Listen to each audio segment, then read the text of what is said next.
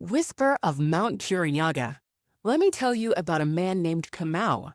Kamau was a logger from the Kikuyu community in East Africa. He lived near Mount Kirinyaga, which you might know as Mount Kenya. This mountain is special. It's tall and proud, covered in thick forests that have stood for hundreds of years. Kamau grew up hearing stories about the mountain from his grandfather, stories full of respect for nature and the spirits that live in the trees and rivers. But Kamau's job was to cut down those very trees to make a living. This is where our story begins, about how Kamau learned a very important lesson from the forest itself. It was about 10 years ago during the dry season when the trees seemed quieter than usual. Kamau had just finished cutting down a tall cedar tree. He stood there looking at the stump and the empty space where the tree had been. Usually he felt proud. He was working hard, supporting his family. But that day, something felt different.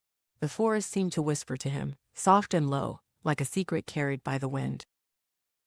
Curious, Kamau wandered deeper into the woods, where the sunlight filtered through the leaves and painted the ground in patches of gold.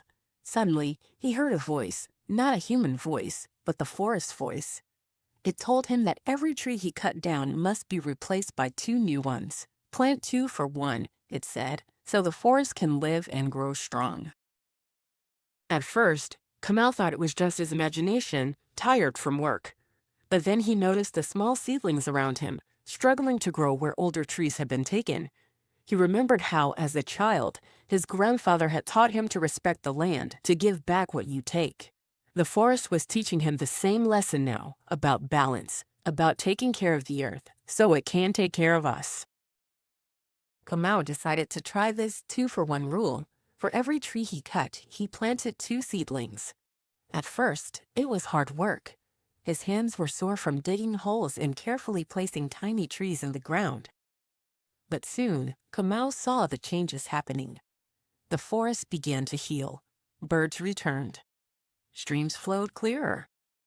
The soil stayed rich and healthy. And best of all, the forest whispered to him again, this time, a song of thanks.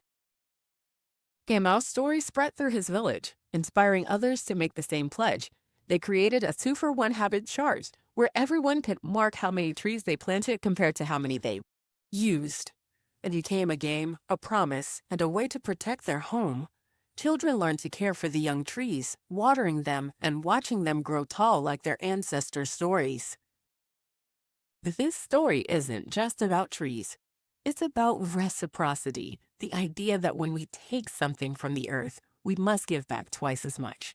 It's about hope, responsibility, and the simple act of planting a seed, knowing it will grow into something bigger than ourselves.